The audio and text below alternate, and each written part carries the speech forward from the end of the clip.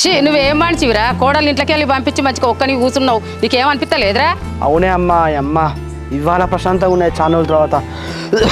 ఇగో ఇట్లా chicken shop పోయి 1 kilo chicken తీసుకొని వస్తానే మంచిగా ఫ్రై చేయి, ఇక కుమ్మాలి ఇవాళ. కోడలంటే నీకు ఎంత ఇష్టం ఉండేదిరా? నువ్వు అది లేకపోతే నువ్వు అస్సలే ఉండకపోయేది. మరి ఏమైనా కథలు పడతానా వారా నువ్వు? కథలు పడుడు ఏందే అమ్మ, ఏం మాట్లాడతానవే? అవ్వ ఇంకేముంటుంది, ఇక ఏం లేదు. అదంటే నాకు ఇష్టం లేదు అంతే, నాకు దానికి విడాకులు కావాలనుకుంటానా, ఇంకంతకు మించి ఇంకేముంటుంది? నీకేం లేదు, సపర్ లోపలికి పో. అసలు నీకు ఎట్లా న్యాయం అవుతుందిరా? బంగారం అసలు భార్య నెల్లగొట్టి నువ్వు ఒక్కని ఎట్లా ఉండగలుగుతానవురా? అసలు నీకు ఎవతను ఉన్నదారా మరి బయట?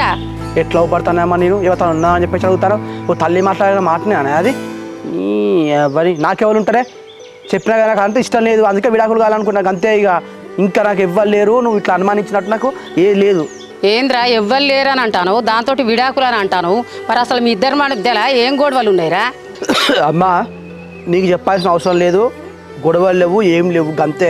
నాకు అది నచ్చలేదు, నాకు దాంతో విడాకులు కావాలనుకున్నా. ఇక నువ్వు నన్ను ఇక్కడ అడగకు, సప్లైగా నువ్వు లోపలికి పో. విడాకులు అద్దర కొడుక, మీరు మంచిగా కలిసి ఉండాలి, నీ జీవితం ఆగం చేసుకోకురా కొడుక. అది 10 రోజులు ఉన్నాక పోయి తీసుకొనిరా.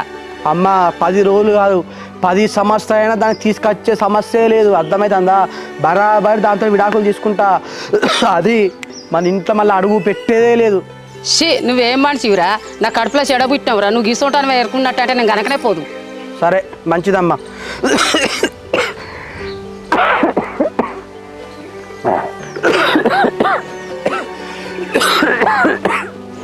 అయ్యో కొడుక ఏమైందిరా నీకు?